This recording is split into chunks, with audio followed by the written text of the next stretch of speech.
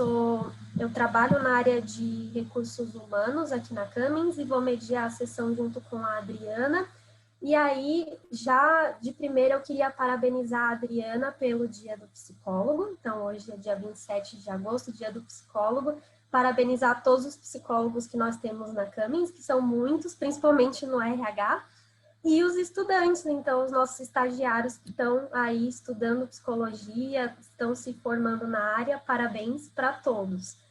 E antes de começar, só queria lembrar vocês que no final da sessão a gente envia a pesquisa de satisfação, então é super importante que vocês preencham, né, a pesquisa para que a gente possa obter feedback, para que a gente possa obter sugestões, entender os conteúdos que são relevantes para vocês, né, e estar cada vez mais aprimorando as nossas sessões de Cummins Live, tá bom?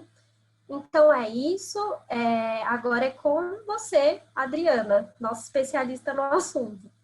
Muito obrigada, obrigada de toda a introdução, parabéns também aos psicólogos aqui com a gente no nosso dia.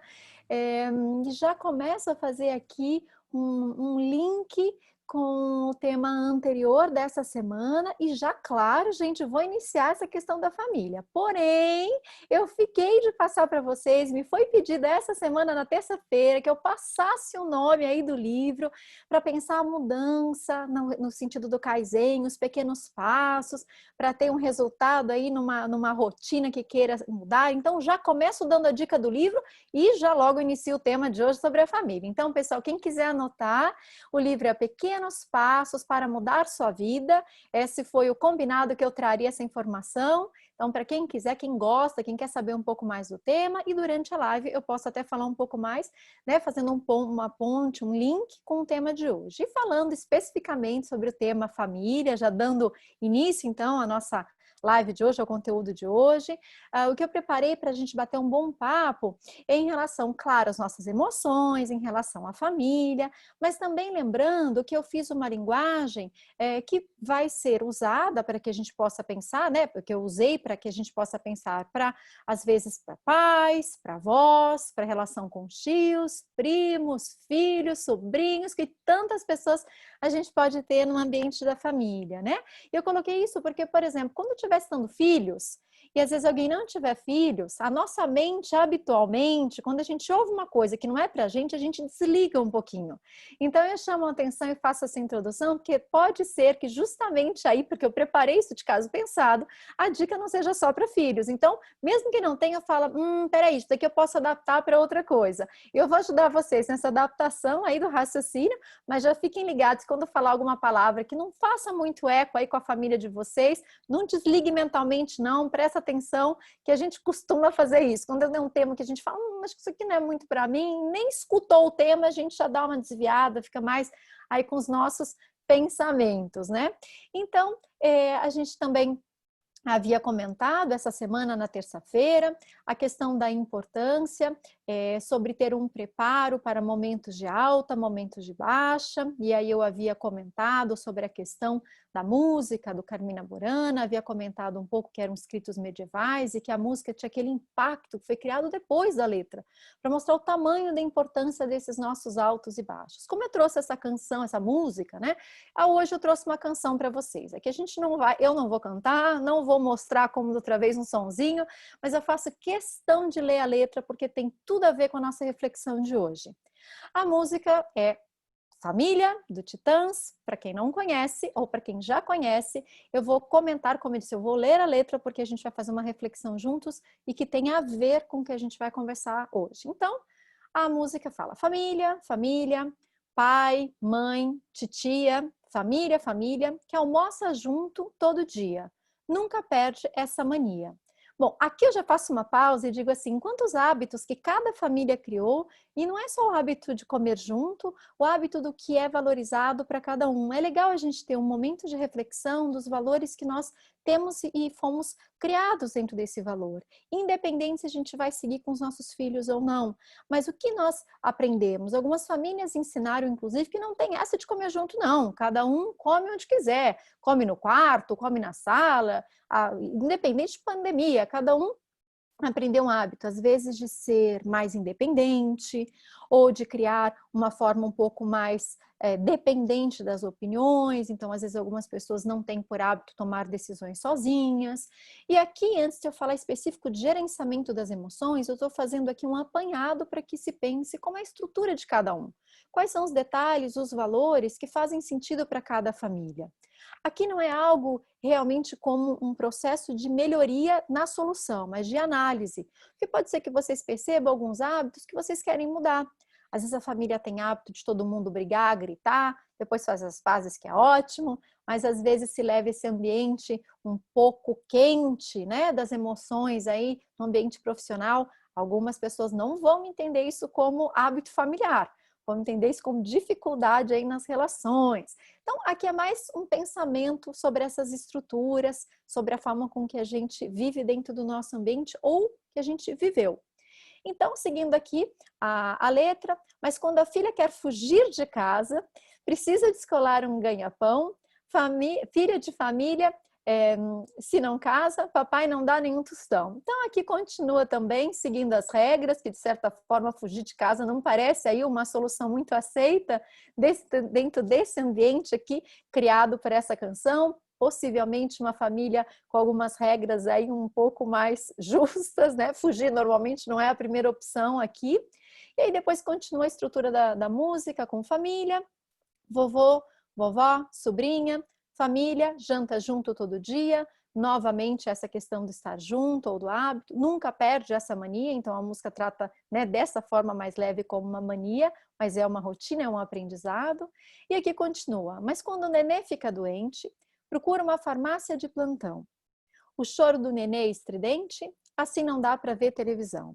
Ao mesmo tempo também que mostra todo o cuidado, buscar uma farmácia de plantão, né, essa questão do cuidado, da saúde, também mostra algumas dificuldades às vezes no convívio com todos. Então, se o choro é estridente, naquele momento não é o momento de descansar. E, obviamente, isso faz eco com tudo que nós estamos vivendo na pandemia. Cada um com as suas necessidades, às vezes esbarra no outro. Seja uma dor, seja uma criança chorando, seja uma criança ou um adolescente que precisa de uma atenção para os estudos, e aí cada um na sua forma, necessitando e às vezes de uma atenção que o outro às vezes não consegue dar. Então, se alguém está precisando daquele momento de relaxamento, como é que faz bem naquela hora que o outro precisa sentar e estudar aí junto? Então, são reflexões aqui, trazendo essa música Família do Titãs, só para prestar um pouquinho de atenção como é que está essa estrutura, quais são algumas das dificuldades, às vezes, da rotina do dia a dia. Que ao mesmo tempo que é normal, ao mesmo tempo que sabe que não é simples a convivência, principalmente diária nesse sentido da pandemia, não só a convivência já é, às vezes, difícil, muito perto, mas nessa questão da pandemia com mais atenção ainda. Então, essa é uma reflexão. E agora, pessoal, eu trouxe uma tarefa para vocês, que é uma coisa legal para a gente fazer juntos. Essa parte da música é mais reflexiva, para cada um, depois, se quiser pegar o seu caderno de anotação e pensar aí mais livre, né, sobre como funciona a família, o que é que a gente pode aprender com isso para uma mudança, se for necessário. Agora a tarefa, eu convido que vocês tenham um caderno, uma folha que vocês queiram anotar. Se não tem onde anotar num papel, já digo de cara que a gente vai fazer de duas maneiras para poder usar o computador ou o celular. Então, a proposta aqui é a roda da vida. A roda da vida, a gente pode imaginar mesmo um círculo, dividido em 8 fatias, como se fosse uma pizza, e cada setor é uma parte da nossa vida. Isso é um exercício legal para a gente poder pensar e vamos fazer aqui. Mas é mais difícil fazer esse círculo rapidamente no computador. Tem o gráfico, dá para fazer, mas às vezes a mão é uma coisa mais simples. E no computador, se for usar ou se for fazer no celular, eu sugiro que saia do modelo do círculo e faça uma lista dos itens que eu vou falar. Então aí cada um encontra a maneira que funciona melhor, chama roda, porque é mais fácil a gente visualizar esse ciclo e as 8 fatias, mas se não tiver como fazer isso à mão, ou não for fácil desenhar esse gráfico agora no computador, não bloqueiem, não pensem como problema, ao contrário, pensem como uma solução, faça uma lista. E agora eu vou dizer quais são os itens, lembrando que eu selecionei 8 itens e que cada um, após compreender o que são esses 8 itens, podem criar e desenvolver outros itens. Então, podem colocar outras coisas aí para seguir ou pensar na própria vida de uma maneira diferente. Então vamos lá, pessoal. O item 1, a família. O item 2, relacionamento íntimo. O item 3 é espiritualidade. O item 4 é corpo. O item 5, mente, parte psicológica, parte mental. O item 6 é o trabalho. O 7 é o item financeiro. E o 8º é o lazer. Essa é a roda, né, o ciclo, vamos colocar padrão. Mas é claro que algumas pessoas podem colocar outros itens separados, mais itens. Podem colocar, por exemplo, o item de amigos, podem dividir a família, por exemplo, na divisão da família do pai e da mãe, às vezes a família que tem os filhos, então de repente às vezes coloca uma família dos pais, uma família contando os filhos, né, o esposo, né, a esposa, o marido, a mulher, ali alguma coisa que possa colocar. Alguns gostam de dividir, colocar inclusive a família do parceiro ou da parceira, para dizer, não, eu vou dividir porque são relações muito diferentes, eu prefiro e preciso fazer isso de uma forma separada. Então, também é uma opção. Quem, de repente, tem bastante tempo e dedica com animais de estimação, tem aí alguém da família, né, que às vezes fala, né, da família de 4 patas, cada um gosta, às vezes, de usar algumas expressões carinhosas e cada um com a sua, às vezes também quer colocar aí um item separado. Então, pessoal, isso aqui é muito particular. Então, eu só quis ilustrar nesse sentido. Algumas pessoas colocam também um item da questão mais da parte ecológica, desse cuidado mesmo, tanto no ambiente profissional, quanto nessa questão mesmo do cuidado com o que compra, com o que é ecológico, com o que realmente não polui, e algumas pessoas gostam de ter esse item separado. Então, dando todas essas introduções que cada um pode fazer da melhor maneira, entendendo que vai olhar a própria vida, o convite agora é que vocês possam pensar uma nota de 0 a 10, pensando 0 que não está bom ou não tem, e pensando 10 uma nota muito boa, pensando algo que está muito bom. Aqui não é um julgamento das pessoas, aqui não é uma situação para ficar triste se a nota estiver ruim, mas é para fazer uma leitura com muito carinho a si próprio de como essas relações, de como se está. Porque quando a gente pensa para gerenciar nossas emoções, a gente também precisa ver como que a gente percebe a relação com essas pessoas à nossa volta. Como a gente percebe a relação nossa também com a administração do nosso dinheiro, a parte financeira, como que nós estamos gerenciando o nosso lazer, se temos, se não temos. Então, por exemplo, se mantivermos contato ou não em relação aos amigos, de que jeito a gente conseguiu seguir esse momento. Então, a proposta aqui é que nesse primeiro momento, essa roda da vida seja feita do atual, do que nós temos agora nesse momento de pandemia. Quando vocês terminarem de colocar a nota de vocês, e também não fiquem impressionados que algumas pessoas demandam mais tempo, e tudo bem, isso pode ser feito pós a live, que não precisa nem colocar os resultados e também nem precisa ter esses resultados, mas a compreensão da importância disso. Quando terminar de fazer essa avaliação de como estão as coisas agora, o convite é pegar os mesmos itens que vocês escolheram, ou esses 8, né? Ou, como expliquei, um pouco mais, mas pegar os mesmos que vocês definiram para que vocês façam uma análise de como estava pouco antes da pandemia. Então, qual que é a proposta desse nosso olhar? Independente se algumas pessoas vão falar, mas é injusta essa comparação, porque a vida estava muito melhor antes.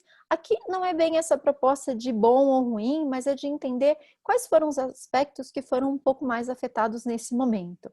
Então, também vale essa reflexão, novamente, a proposta de 0 a 10 na análise.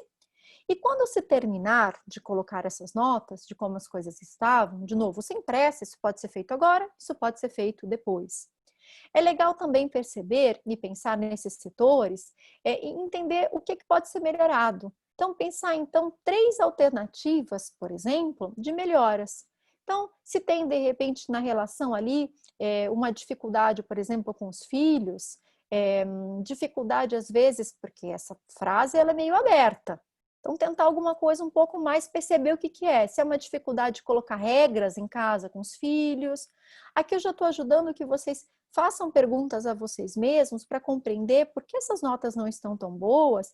E aí, o que é que pode ser feito? Porque eu vou repetir, se a gente constata que é uma dificuldade, por exemplo, com os filhos, repito, é muito aberto. Dificuldade com o quê? O que exatamente? Aí fica difícil até achar solução assim. Né? E aí, quando a gente consegue entender mais especificamente, cada um vai saber, às vezes é a regra, às vezes não tem obediência, às vezes é essa questão mesmo do horário, essa questão aí de que algumas coisas não estão fluindo tão bem por conta dos estudos ou por conta mesmo do trabalho, nesse gerenciamento do tempo de cada um dentro de casa. Então, aí fica mais fácil a gente começar a entender quais são as características dos filhos, então, o que está faltando aí nessas regras? Se é uma coisa mais dura, que duvido que vai funcionar, mas se é entender as características dos filhos para ajudar. Então, aqui eu já dou uma dica, que normalmente os filhos mais ansiosos, que demonstram ansiedade, a gente falou um pouco da live sobre ansiedade, né, que fica muito preocupado com o futuro, ou que fica aí agitado, normalmente essas crianças precisam de rotina para elas ficarem melhor. Então, a gente pode pensar em diversos itens aqui. Eu peguei esse para ilustrar e ajudar vocês nessa compreensão.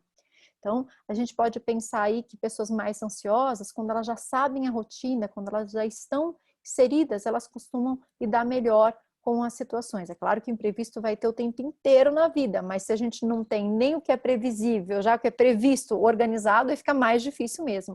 Vai dar mais ansiedade para todos. Antes de eu seguir, queria perguntar aqui, Luísa, você que está me ajudando, fazendo essa super ponte aí com o pessoal, se tudo bem aqui nessa primeira parte para eu seguir, porque a roda da vida, ela tem essa primeira análise e cada um pode também depois constatar outras coisas através dessa percepção e também da conversa com a própria família. Bom, acho que o pessoal está meio reflexivo com Sim. a vida, não tivemos dúvidas ou comentários ainda, então acho que você pode seguir. Sim.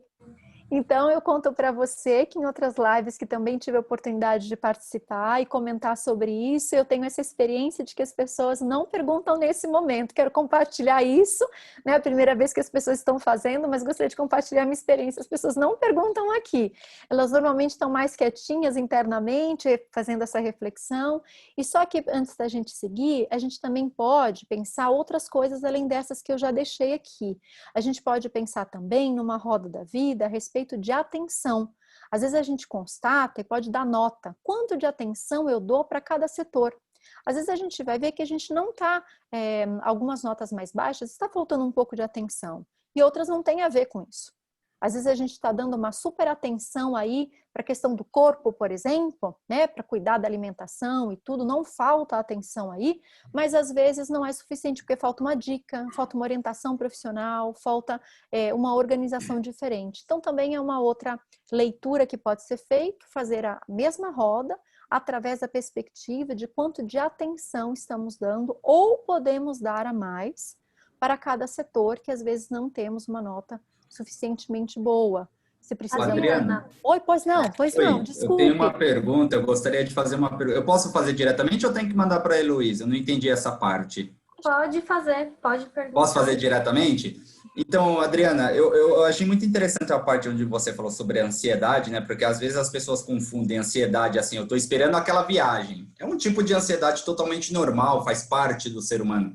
Mas a ansiedade que a gente fala hoje, por exemplo, é até aquela ansiedade que é causada muito pelo LED, né? Que o LED hoje ele causa aquela ansiedade, a gente está o tempo todo conectado no computador, no smartphone, na TV. A própria luz, que é LED, ela ativa mais essa ansiedade no cérebro, né? Gera até a síndrome do pensamento acelerado.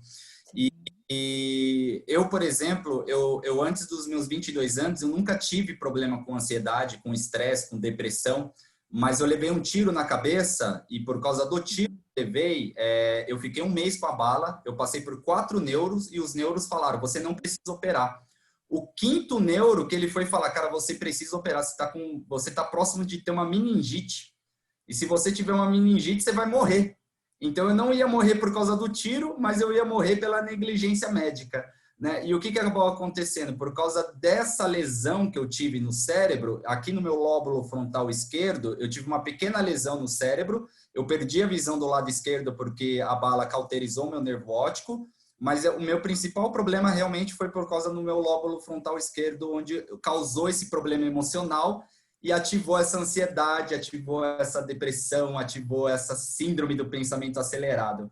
Eu queria de você, quando o problema ele é mais fisiológico do que psicológico, como que a gente pode lidar melhor com essa situação? Eu já passei por diversos terapeutas, eu já passei por diversos psiquiatras. Hoje eu sou um dependente de remédios. Sem remédios eu não consigo dormir, eu não consigo ter uma vida normal, né? E o meu psiquiatra ele chegou até a falar para mim, ó, se você não tomar remédio para o resto da vida, uma hora você pode acabar preso num hospital psiquiátrico e não vai ter o que fazer. Então, eu queria ouvir de você, assim, o que, nesse caso, quando ele é fisiológico e não psicológico, como a gente pode trabalhar melhor ele para assim, eu me tornar dono da minha mente, não ficar tão dependente do remédio? Sim, sinto muito da situação que você passou e fico Obrigado. muito feliz que você possa cuidar de uma forma melhor para ter uma resiliência, um caminho aí de resolução e vou dar algumas dicas para você. Obrigada da participação, obrigada por compartilhar, espero que a sua história seja também um grande exemplo para as outras pessoas que estão aqui, principalmente nessa nossa avaliação, como a gente convive com a gente, como a gente convive com as outras pessoas, como a gente ajuda também, não desperta no outro, às vezes, sensações ruins. Então, por exemplo, o que nós temos hoje comprovado pela ciência, porque pode ser que outras coisas também estejam em caminho de comprovação, mas ainda não tenham essa comprovação, ou seja, daqui 1 mês, daqui 2, pode se comprovar como excelente, mas nós ainda não temos essa certeza. Então, quem já às vezes adianta alguma coisa, às vezes vai no caminho certo, mas depois às vezes também vai lá e descobre que o negócio não funcionava dessa maneira. Então, o que nós temos comprovado hoje? Nós sabemos que quando há uma alteração, uma lesão, como você explicou, de fato haverá com certeza essas alterações cognitivas e emocionais, porque é a área responsável do cérebro. Mas também sabemos que é possível que se tenha o desenvolvimento, que a gente fala, a questão de neurônio espelho, a questão de outras áreas do cérebro que possa melhorar estas questões. Então, o que significa isso? Como é que é essa melhora? Outras áreas do cérebro podem desempenhar alguns outros papéis. Então, não tem como fazer isso em todas as áreas, com todas as questões do corpo. Desculpe, com todas as questões do cérebro. Quero dizer isso porque às vezes as pessoas pensam assim, não importa o que acontecer com o meu cérebro, sempre vai ter uma outra parte que vai fazer o neurônio espelho, né, que vai ter lá um aprendizado, então uma neuroplasticidade, e aí isso vai resolver e vai funcionar bem. Então, só para não ficar muito teórico e trazer isso de uma forma prática, a área do cérebro é responsável por algumas ações e é possível desenvolver a longo prazo algumas outras áreas que consigam desenvolver essa mesma função. Não se tem a comprovação de que é 100%, não se tem a comprovação de que é 10%, se tem a comprovação de vários resultados e pesquisas que mostram uma melhora através desse comportamento que há uma lesão, mas que há um aprendizado, há uma nova forma, um reaprendizado, porque uma área do cérebro só sabia fazer e é possível que outra consiga esse desempenho. Então, normalmente as coisas que funcionam muito bem são as reflexivas para algumas pessoas, como essa, por exemplo. Às vezes, essa análise da sua roda da vida pode ser que seja um bom caminho de você perceber e encontrar soluções. As coisas que funcionam muito bem é encontrar padrões e mudança deles. Eu entendo que a ansiedade vem, eu compreendo perfeitamente, entendo que tem estímulos também externos, não é a eliminação nesse momento disso. É procurar pequenas coisas para que haja uma mudança. Eu costumo dizer no meu consultório assim, também conto aqui para vocês na live, que eu digo que a nossa mudança ela deve ser de dentro para fora, mas ela é muito possível que seja de fora para dentro. De dentro para fora é quando a gente acorda e a gente fica bem, não é? Quando a gente tem um insight, a gente tem uma ideia, a gente ouve alguma coisa, a gente pensa já numa mudança. Então, de dentro para fora, por exemplo, é quando a gente ouve essa questão da roda da vida e a gente já pensa coisas que a gente pode mudar no dia a dia. Mas às vezes a de fora para dentro, que é assim que eu chamo, é quando a gente implementa no nosso dia a dia outros exercícios. Então, todo dia a gente pratica uma respiração, todo dia a gente pratica um exercício que produza um estado emocional melhor, uma lista de gratidão, um minuto que a gente pare e ative dentro de nós o silêncio, dentro da meditação. Essas coisas são um complemento para a nossa forma de funcionar melhor. Isso funciona para todas as pessoas. Para algumas vai ter o efeito mais rápido e para outras vai ser a longo prazo. E isso realmente pode ser benéfico e complementar, porque tem um detalhe aqui. Se toma uma medicação ou se faz algum tratamento, e aqui é para todos, e as nossas escolhas são opostas àquilo, a gente sempre vai duelar com aquilo que deveria ser nós agindo na mesma direção. Então, se é um tratamento para uma melhoria de ansiedade, se é um tratamento para melhoria da depressão, e a gente faz escolhas que qualquer pessoa ficaria deprimida ou qualquer pessoa ficaria ansioso, a gente vai sempre duelar com aquilo que está sendo feito de bom. É tipo alguém que toma um remédio para dormir e aí toma um café logo em seguida e tenta ver como é que fica. Ou seja, são escolhas, eu estou exagerando, mas para dizer, são escolhas que não completam aquilo que é preciso, não ajuda.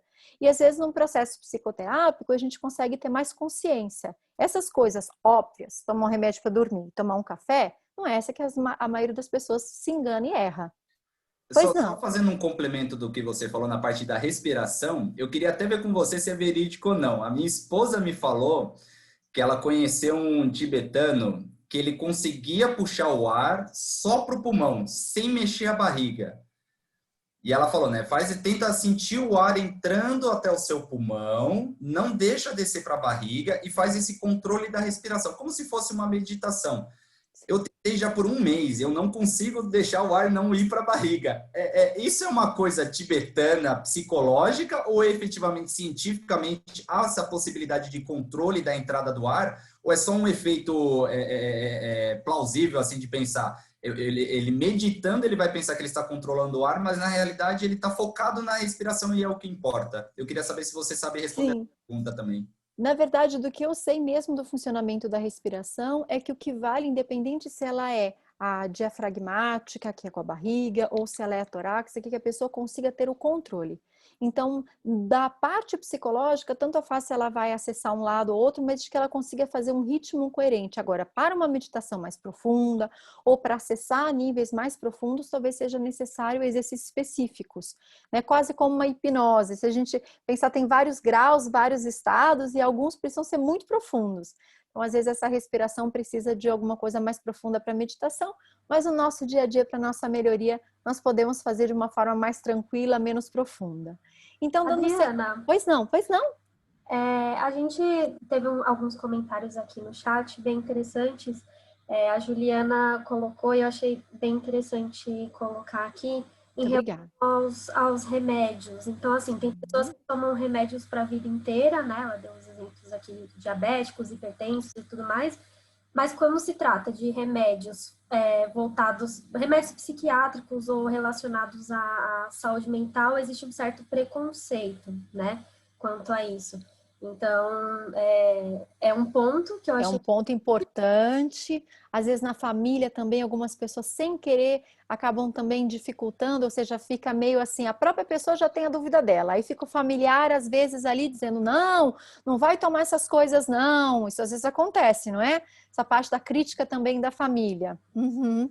E aí, até que ponto, assim, só o remédio resolveria algum problema? Porque a gente também tem o trabalho psicoterápico, né? O autoconhecimento, você comentando sobre a roda da vida, é um exercício de autoconhecimento, né? Que nos leva a poder entender um pouco mais sobre as nossas emoções, né? Aí, Sim. você voltasse um pouco nessa parte aí das emoções, do manejo emocional, né? Claro. Emoções com a nossa família.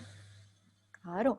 Essa parte é bem importante, só comentando da medicação, às vezes é necessário uma boa conversa, quando possível, com um psiquiatra que indicou, ou mesmo às vezes outra área, porque outros profissionais também dentro da medicina, né, não só a psiquiatria, também são capazes de prescrever e orientar bem essa parte. O mais responsável, normalmente, dessa parte mental é o psiquiatra, mas nada impede que, né, às vezes um neurologista, um clínico geral, alguém, né, que acompanhe e faça essa prescrição aí de alguma medicação. E também eu coloco aqui que às vezes é bom tirar algumas fantasias. Então, o que se sabe hoje, comprovado, que se tem hoje dentro da medicina, é que as medicações que são para a melhoria emocional, elas normalmente equilibram, mas elas não fazem a cura. Então, a cura teria que seria pensar, né, tomou o remédio, se curou daquilo. Habitualmente não se cura a ansiedade com o remédio, não se cura a depressão com o remédio, não se cura a esquizofrenia com o remédio ou qualquer outro transtorno emocional. Mas ele ajuda muito que a pessoa consiga lidar bem na vida dela, no trabalho, nas relações. Então, também é importante a compreensão de que às vezes a medicação ela vem por tempo indeterminado, pode fazer parte da vida da pessoa, ou seja, é num período maior, ela pode fazer por um período também, às vezes a pessoa vai tomar remédio por um período, essa questão mental. Essa questão nas relações é importante a compreensão que a psicoterapia contribui para que a pessoa tenha autoconsciência e mudança, para que não faça aquelas escolhas que eu citei, muitas vezes opostas à medicação. Então, às vezes a vida está de uma forma acumulada com um monte de problema, toma um remédio, alivia, fica melhor, é ótimo, é necessário, mas às vezes a pessoa ela não percebe que ela precisa ir tomar decisões, precisa fazer organização melhor da própria vida, organizar com a rotina de uma forma diferente. Então, só seguindo aqui, antes de eu dar continuidade para falar mais sobre emoções e como gerenciar, só explicando aqui que essa questão da medicação, do que se sabe até hoje, não tem a cura através disso, mas ela é excelente para ajudar a pessoa a estar num estado emocional melhor, para que ela possa pensar mudanças no estilo de vida. Quando a gente está numa crise, não adianta falar para alguém, vai pensar a sua vida. Durante uma crise, não tem sentido nenhum que alguém faça a roda da vida. Isso é uma proposta aqui para que as pessoas possam ter um autoconhecimento no momento relativamente equilibrado da vida. Numa crise, muitas vezes é melhor que tenha uma organização específica da solução para voltar ao eixo. Quando a gente entra numa crise, a gente sai do nosso eixo. Então, isso também eu coloco como importante. Faz sentido essa minha explicação? Luísa, será que a Juliana precisa de alguma coisa mais complementar antes de eu seguir um pouco mais com as emoções? O que você me orienta aqui para a gente seguir? Pode seguir. Eu só gostaria de agradecer a sua explicação, da Adriana. Foi muito incentivadora, muito motivadora. Muito obrigado. Obrigada. Então, a roda da vida, ela, como eu comentei, ele é uma parte que pode ser avaliada de outras formas. Também a gente pode olhar, às vezes, setores e entender mais partes de cada setor. Isso também nos ajuda a entender emoções. Então, se a gente vê um setor ali que está ruim, às vezes a gente percebe que a gente está descontando isso também nas outras pessoas da nossa família. Por isso que eu trouxe essa importância desse olhar. Então, às vezes vê que o trabalho, às vezes está com alguma dificuldade lá, e quando vai ver a nota baixa lá na família, foi porque não está conseguindo desligar um pouco o tema. Então, são reflexões aí também para a gente pensar um pouco como é que a gente segue, como é que a gente escolhe. E aí, uma das coisas que também eu trouxe é assim, o que a gente poderia fazer quando a gente está já naquele momento de crise, né? Ou vê um filho, né? Ou vê um parente, alguém ali. As respirações são coisas que a gente pode pensar imediatamente para ajudar alguém. A gente pode pensar também em outras atividades para distração, né? Às vezes é melhor a gente ter um momento de lazer e de distração do que todo momento ter que pensar na solução de algum problema. Às vezes é muito cansativo, às vezes é melhor deixar a mente um pouco livre, né? Para que a gente possa encontrar algumas coisas. E aí tem uma ideia aqui que a gente, sobre um vídeo, que depois vocês podem ter acesso, mas independente disso, eu gostaria de comentar. Minha proposta realmente aqui é comentar esse vídeo, para que depois, em outro momento, vocês possam assistir, fora aqui da live, que é o teste do marshmallow. Então, talvez algumas pessoas já viram, já ouviram falar das crianças que são convidadas a comer um marshmallow ali na hora, ou elas podem comer 2 depois, ou seja, se ela deixa um aqui, ela não come, se ela ficar ali, ela tem direito a comer o segundo quando aquela instrutora deu o comando voltar. Então, pessoal, independente de assistir o vídeo depois, se é complementar aqui a nossa live, eu trago aqui de reflexão que a maioria ali, quando percebe, quando vê esse vídeo, percebe que as crianças elas receberam um comando. Então, ou come um agora, ou pode comer 2 depois. É um comando. E às vezes na nossa vida, com os familiares, dentro da nossa casa, a gente também dá comando para as pessoas. Mas às vezes a gente não percebe um pouco as emoções que despertam no outro. Porque a pergunta é, Você tem lá um prato na frente de vocês e um marshmallow. E quando vocês assistirem, vocês vão reparar que a mesa, ela está praticamente nessa altura da criança. Ou seja, a única coisa que essa criança vê é esse marshmallow aqui, ó, e sente o cheiro dele. E aí eu digo, como é que faz para gerenciar? O vídeo não é para isso, mas ele serve de reflexão sobre isso. Como a gente poderia não comer aquele marshmallow? É só ficar esperando? Então, eu costumo colocar aqui algumas reflexões. A gente poderia treinar ali um momento de respiração. A gente podia colocar o prato um pouquinho de lado. A gente poderia pensar em outras coisas. A gente poderia distrair olhando para as mãos. Mas essas opções não são dadas. E aquelas crianças, elas têm que se virar intuitivamente para elas não comerem o marshmallow. Então, tem uns que ficam batendo na mesa, tem uns que pegam o marshmallow, pegam assim com a mão, fazem assim, ó, e tiram porque não comem, enfiam dentro da boca como se estivessem fazendo um teatro de comer. Tem uns que vão lá e pegam um pedacinho do marshmallow para fingir que não pegou. E aí cada um tenta driblar o quê? O tempo, a ansiedade, as emoções. E muitas vezes a gente não tem esse treino. E eu estou comentando uma coisa simples para ajudar a perceber que todos nós passamos por isso. Todos nós nos identificamos, às vezes, com a gente não saber muito bem como gerenciar o que a gente sente. E aí também é um convite a pensar quais são as histórias mentais que vocês contam para você nesses momentos. Independente se vocês, como adultos, poderiam conseguir gerenciar melhor o teste de marshmallow do que as crianças, todo mundo, quando assiste o vídeo, se identifica com uma das personalidades. Um que é mais agitado, um que ali, né, fica com uma carinha meio desatento, uns que seguem regras, outros que não estão nem aí para a regra. Tem uma menininha que ela mal acaba de escutar o que é para fazer, ela imediatamente já comeu marshmallow. Ela nem sabe o que é para fazer depois, ela não quer saber o que vem depois. E isso aqui, a verdade, que serve de exemplo, quais são as reflexões que vocês estão tendo também com os filhos, né? Como que a gente faz em relação a isso? Quais são as emoções positivas e negativas que a gente tem também nesse momento? E algumas crianças já têm um padrão comportamental, então passar por esse teste, na verdade, é quase que uma provocação. Para algumas crianças, para viver esse teste, elas teriam que ser ensinadas a suportar isso, que é o que eu acabei de comentar. A distração da mente, o pensamento, chamar atenção para outras coisas, porque senão não tem como ser feito. E aí, só para completar aqui, eu trouxe uma frase que é do material do Isamitiba. Para quem não conhece, o Dr. Isamitiba, infelizmente, já falecido, mas foi um psiquiatra brasileiro, muito renomado na área da educação, de orientação aos pais. Então, um dos livros mais famosos dele é o Quem Ama, Educa. Então, ele entende que o amor e a educação estão ligados, que educar, que colocar limites é uma forma de amor. Então, tem um dos livros dele uma frase que diz assim: os filhos são como navios. A maior segurança para os navios pode estar no porto, mas eles foram construídos para cruzar os mares. E às vezes a gente não tem muito claro como é que a gente constrói essa liberdade. A gente sabe que na pandemia, de certa forma, os adultos e as crianças estão como um navio, só que eles estão presos um pouquinho. Eles não estão ali, estão tentando cruzar o mar e a gente não pode agora. Está todo mundo em casa, quem está ainda em casa?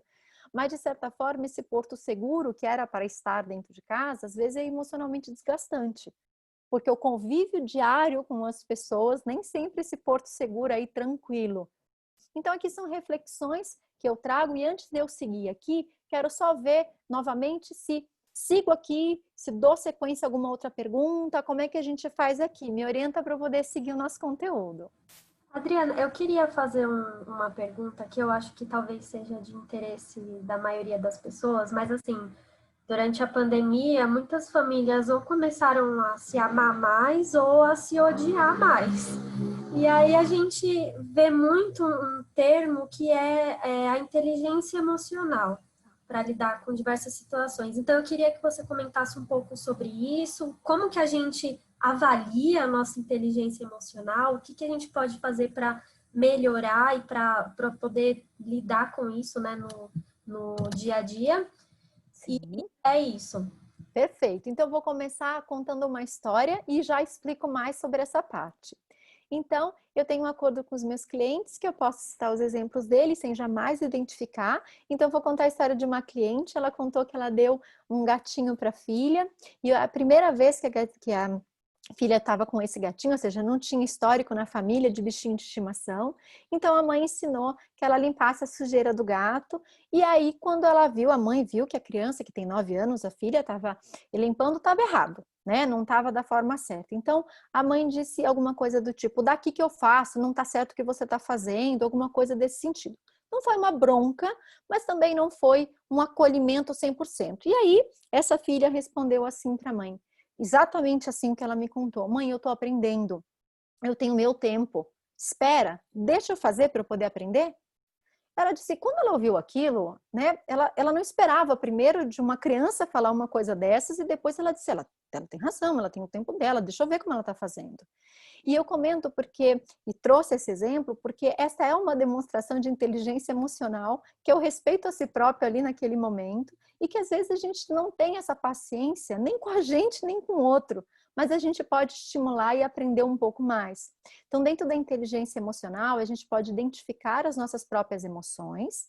Isso foi uma parte que eu comentei nessa terça-feira e quero comentar hoje também, mas estou comentando para dizer que talvez alguém queira assistir um pouco esse trecho um pouco mais completo na live que eu comentei essa semana com vocês. Então, uma das partes importantes da nossa inteligência emocional é a gente avaliar se nós estamos compreendendo as nossas emoções. Compreender se a gente está compreendendo a emoção dos outros. E depois, como a gente lida com as nossas emoções e como a gente lida com as emoções dos outros. Então, às vezes a gente tem falha na percepção. Então, por exemplo, ali a minha cliente, ela falhou ali na percepção, ali com a filha dela, né? Ela não percebeu, a filha precisou dizer para ela que ela precisava de um tempo. A minha cliente não percebeu ali sozinha essa necessidade da filha, ela não percebeu a emoção da filha. Mas ela, a hora que percebeu, ela conseguiu gerenciar bem. Então, faltou percepção, mas não faltou gerenciamento. Então, também vale a nossa reflexão, se nós não estamos compreendendo a dor ou a necessidade do outro, ou se nós não sabemos o que fazemos com isso. Podia ser que depois ela também não entendesse qual era o tempo dessa filha, não entendesse o que a filha precisava fazer. E aqui também vale essa reflexão. Qual é o ponto que necessita de ajuda? Se vocês estão recebendo muito feedback das pessoas que vocês não escutam, que vocês não entendem, que não está indo bem, às vezes um trabalho de empatia, ler mais material sobre o tema, conversar mais com as pessoas e procurar fazer um exercício sobre o tema. Se vocês percebem sim a empatia, a compreensão, a dor do outro, a necessidade, mas às vezes não sabem o que fazer com isso. Então, ou perguntar para a pessoa, como a filha, ela disse claramente, eu preciso do meu tempo, espera. Ela deu todo o comando que ela precisava ali. Ainda que pequena, com 9 anos, ela entendeu as emoções e ela também conseguiu expressar as emoções e pediu o que ela precisava. Então, aqui também é um exemplo de como a gente pode organizar. Eu compreendo que quem não conhece isso tudo, ou seja, não tem conhecimento das próprias emoções, não consegue entender bem, fica um pouco distante o meu exemplo. Mas não é distante quando consegue internalizar que é possível pedir ajuda. Eu não entendo as emoções dos outros, então pegue esta frase e busque ajuda sobre esse tema. Converse com alguém sobre este ponto. Eu entendo as emoções dos outros, mas eu não sei o que eu faço com elas. Então, isso também é possível como tema terapêutico, como leitura, né? Como é que a gente respira para se acalmar, como é que a gente respeita o outro, como é que a gente respeita a gente mesmo. E aí também tem outros trabalhos, como, por exemplo, aquele livro que eu indiquei para vocês, da Agilidade Emocional, da Susan David, que fala muito sobre essa questão da nossa aceitação das emoções. Que a gente deve mudar aquilo que não está bom, mas a gente não deve se desesperar em querer urgentemente mudar aquilo que a gente não tem de bom, né? Não está bom, não está gostoso, é uma emoção ruim. E já emendo aqui o filme que serve para adultos, embora seja um desenho, claramente também serve muito para as crianças, que é o filme Divertidamente. E aí eu gostaria de saber se vocês já assistiram, conhecem, não sei aí se tem alguém que gostaria de abrir o microfone, eu gostaria que alguém pudesse, não sei se a gente tem tempo para todos, mas pelo menos um ou outro poder contar se assistiu e o que tem a ver eu comentar sobre esse filme Divertidamente aqui na live de hoje. Quem abre, fala comigo. O pessoal tá dando um joinha aqui que assistiu. Será que alguém abre o microfone, quem ainda não falou? Claro que pode todo mundo. Se alguém quiser falar no meu lugar, eu deixo. Mas é que eu tenho muita ansiedade, eu gosto de falar, gente. Quem quiser falar no meu lugar, por favor, se movimente. Alguém, pessoal, quer abrir o microfone para comentar do filme? A gente segue com Conan. Não? Não? Então, Então, vamos lá! eu vou saciar minha ansiedade. Olha, o filme, ele apesar de ser para o público infantil, que nem você muito bem colocou, é um excelente filme. É de uma visão científica, de uma visão psicológica, divina. Eu não sei como expressar. Eu sei que ele é um filme que ele consegue te motivar, ele consegue de uma forma divertida, como o próprio nome diz, né, mostrar como a sua cabeça efetivamente funciona. Aquilo que acontece no filme é o que acontece na sua cabeça. É como você lida com as suas emoções, quando você deixa a sua alegria prevalecer, quando você deixa a sua tristeza prevalecer. E até puxando um pensamento do Clóvis de Barros Filho, ele fala que por que a gente tem a tristeza? Porque se eu só tivesse felicidade, eu não saberia. Né? Eu não saberia que eu sou feliz se eu não tivesse a tristeza. Então a gente precisa da tristeza para saber que eu sou feliz. Ele usa até aquele exemplo da pamonha, que se eu comer uma pamonha, ela é gostosa, se eu comer duas é mais ou menos, se eu comer três já começa a ficar ruim. Então a felicidade é a mesma coisa. Eu não posso ter o tempo todo só alegria, alegria, alegria, alegria. E naquela parte final do filme, quando a alegria percebe que os momentos de alegria, eu não lembro o nome da personagem, mas os momentos de alegria da personagem eram porque a tristeza estava por perto, que dá o estalo. Ela finalmente entende, eu preciso da alegria e eu preciso da tristeza. Eu tenho que saber lidar com as duas coisas para que eu tenha todas as emoções envolvidas ao mesmo tempo. Essa Sim. é a reflexão que eu consegui fazer do filme. Ana, muito obrigada a sua participação. Eu também tenho essa mesma percepção. É importante, caso quem não assistiu, queira assistir, porque eu acho que complementa muito bem essa questão da live de hoje. Repito que, embora seja no formato de desenho, que em teoria o público principal são as crianças, pelo formato que foi construído, é divertido para todos. E o adulto consegue ter algumas percepções um pouco mais elaboradas que as crianças. As crianças não conseguem perceber toda a dinâmica científica aí por trás do que quer dizer. A criança ela se diverte ali com a questão das emoções e dos personagens, o adulto tem uma percepção maior. E eu trago isso porque também é uma reflexão da gente perceber os nossos momentos. E volto ali para aquilo que eu comentei, né? Hoje, comentei na terça-feira sobre Carmina Burana, sobre a questão dos altos e dos baixos, entender os momentos, não é cultivar que as coisas vão ter problemas ou que a vida vai ser ruim, pelo amor de Deus, é longe disso, mas o preparo para lidar com os momentos que vão ter as oscilações e que elas são esperadas e que elas são normais e que quando se pensa em cultura, quando se pensa, por exemplo, no Egito Antigo, a questão do Nilo, da alta do Nilo, da baixa do Nilo, ou seja, tantas outras coisas que se espera, né? O inverno, o verão, as coisas que são que se pode cultivar no verão, que se pode cultivar no inverno, ou seja, tantas coisas que a gente tem que aprender a lidar com essa oscilação que a gente não esqueça disso dentro de nós, na nossa vida. E completo aqui com uma tarefa que eu acho bacana para a gente dar sequência aqui, que tudo isso falando sobre essa questão da roda da vida, sobre essa questão das nossas emoções, sobre a questão com contato com as pessoas, também, por exemplo, fazer uma anotação aí, quais são as expectativas sobre você, né, das coisas simples, do dia a dia mesmo. Anotar aí, por exemplo, no caderno, o que você está esperando, porque também ajuda a gente a refletir e pensar as nossas emoções.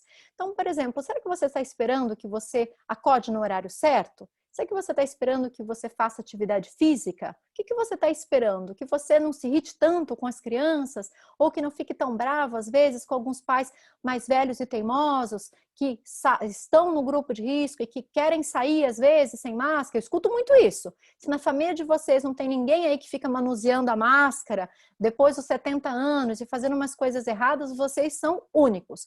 Porque o resto dos que eu conheço e dos meus pacientes sempre contam pessoas acima de 70 anos fazendo algumas coisas erradas, achando que não tem problema sair, né? Achando que não vai acontecer nada, e os filhos desesperados com essa questão aí de contágio, preocupadíssimo com os pais. Então, pessoal, será que às vezes é ter um pouco mais de paciência com os pais, com os avós? Qual é o tema que vocês têm? Quais são as expectativas que vocês têm para vocês dentro desse tema aí da família e das emoções? E depois completar o que é possível ser feito para mudar isso, que vocês possam escrever 3 alternativas aí do que é que dá para vocês pensarem. né? Isso aqui demora um pouco mais e vale a pena que vocês deixem para vocês poderem pensar depois. Isso é algo que vocês podem fazer sozinhos e podem fazer também com a família, porque é legal que às vezes vocês tenham um apoio também de outras pessoas. Então, se a meta é acordar mais cedo, mas ninguém está colaborando aí na casa, talvez a meta tenha que ser como é que todo mundo colabora. E eu quero ajudar vocês a pensar quais são os objetivos para poder trabalhar e seguir bem dentro desse momento. E antes de eu seguir aqui, posso dar sequência aqui? Como é que nós estamos? Pode dar sequência. Um ponto interessante que eu também queria colocar é em relação quanto as nossas emoções afetam, sim, os nossos relacionamentos, mas nos afetam, inclusive, de forma psicossomática, né? O nosso corpo. Não sei se você tem algum comentário sobre isso. Sim, sim, sim. Quero comentar aqui e separei para fazer a introdução disso uma notícia que li ontem no Estadão, que diz que 1/3... Bom, deixa eu só fazer uma introdução. Isso aqui é um link. O que eu vou falar não tem a ver com a sua pergunta. Deixa eu já avisar antes, senão vai ficar confuso para todo mundo. Gente, é só um link e vou chegar aqui na parte psicossomática. Vamos voltar lá. Então, eu li ontem uma matéria no Estadão falando que 1/3 da família, com adolescentes e crianças, teve uma piora na dieta e que piorou a qualidade nutricional, que as compras dos alimentos foram prontos, industrializados, que esse é um estudo da Unifesp aí, que o BOP fez a pesquisa. Então 49, isso no Brasil todo, né? 49% das famílias que foi entrevistada mudou a alimentação no geral e 59% mudou aqueles que têm criança e adolescente. Isso tudo já mostra que mexeu com vários aspectos. Isso aqui é comprovado, tem uma pesquisa falando. Mas nós não temos ainda uma pesquisa falando o quanto nosso estado emocional ficou alterado. Então, eu trouxe de gancho para falar, a gente não tem ainda uma pesquisa que mostre quantas pessoas ficaram doentes ou mais ansiosas por conta disso. A gente tem uma noção. A gente tem aí algumas matérias que dizem que o Brasil, se eu não me engano, acho que é 9% da população sofre de ansiedade. Isso é antigo, pouco antes da pandemia. Só que cita algumas informações aí, cita a OMS e tal. Quando você vai no site da OMS, não tem esse número dessa forma. Então, eu quero dizer assim, tem pessoas dizendo coisas, mas a gente não tem a fonte verdadeira. Essa daqui, em teoria, dentro do jornal e da expectativa que diz da Unifesp, né, do Ibope, foi feita. E eu estou insistindo para dizer, a gente tem números, mas a gente não tem uma realidade, se é 9%, se é 20% da população brasileira com ansiedade. A gente não tem claro se as doenças físicas, elas são psicossomáticas, ou seja, que a gente desencadeia no nosso corpo algum tipo de problema, se a gente começa a ter dor de estômago, dor de cabeça, se a gente começa a ter outras questões aí, autoimune, por conta do nosso desempenho ou não emocional. A gente não tem isso claro. E repito, vocês vão encontrar esses números, mas não prontos. Sim, só fazendo um complemento do que você falou, eu vi numa reportagem da BBC, e não tem muito tempo, acho que tem uma semana, que fala que 8 em cada 10 pessoas têm ansiedade. Sim. E tomara que sejam fontes seguras, porque algumas falam esses números, mas aí depois quando a gente vai ver, a gente não tem essa fonte segura e eu não duvido que seja essa estatística mesmo. Porque a gente tem principalmente agora na pandemia, a gente sabe por conta de todos os estudos que são em momentos de crise. Outros momentos que já se viveu de crise, a gente sabe que aumenta e atrapalha o nosso estado emocional. E aqui o que eu posso deixar como é muito importante que a gente pense todas essas reflexões, que a gente sempre pense alternativas aqui para a gente melhorar o nosso estado emocional, que a gente pense numa respiração, numa psicoterapia, numa leitura da nossa vida, no implementar de coisas melhores. E se eu tiver mais um minutinho, que eu sei que a gente está estourando o tempo, queria contar um negócio que eu mais ou menos criei, porque foi com base em estudos, é claro, que chama CRIB. Inventei esse nome horroroso, mas é para dizer que para a gente ajudar o nosso ambiente emocional e a nossa estrutura com a família, a gente tem que trabalhar a nossa confiança, o respeito, a independência, a colaboração e a bondade. Se eu tiver tempo, eu explico mais. Se não tiver tempo, porque estouramos o tempo, todo mundo pode buscar mais informações sobre confiança, sobre respeito, sobre independência, sobre colaboração e sobre bondade. Show de bola, Adriana. Infelizmente, a gente não tem mais tempo. Infelizmente, porque, né, quando a gente fala Claro. Tem milhares de coisas que a gente pode falar, mas infelizmente nosso tempo estourou. Eu só queria que você falasse de novo qual que é o seu Instagram para o pessoal seguir, que perguntaram na outra live. Coerência emocional. Então, quem vai me seguir lá, espera um pouquinho que eu prometo que eu escrevo sobre o CRIB, e aí ninguém fica com a ideia que eu não expliquei direito. Então, espera um pouquinho que eu faço uma postagem, não agora, mas até a noite, até amanhã, e aí a gente completa essa parte sobre a confiança, respeito, independência, colaboração e bondade, coerência emocional. Legal. Então, a gente encerra a live. Gabi, eu não tô com o link da pesquisa, se você puder enviar aqui no chat. Não esqueçam de responder, tá? Não saiam, deixa a Gabi enviar o link, mas é super importante que vocês respondam a pesquisa para a gente poder obter o feedback, né? Tudo isso que eu falei no começo, super importante. Queria agradecer a Adriana pela live maravilhosa, né? E ela tem outras lives, acompanha aí no nosso YouTube, tem todas elas. Então, queria agradecer super a sua presença. Obrigada. Muito obrigada, obrigada. Obrigada, gente, pela participação de vocês. E é isso. Vamos aí acompanhando as próximas. E respondam a pesquisa. Obrigada, gente. Muito bom. Obrigada, pessoal.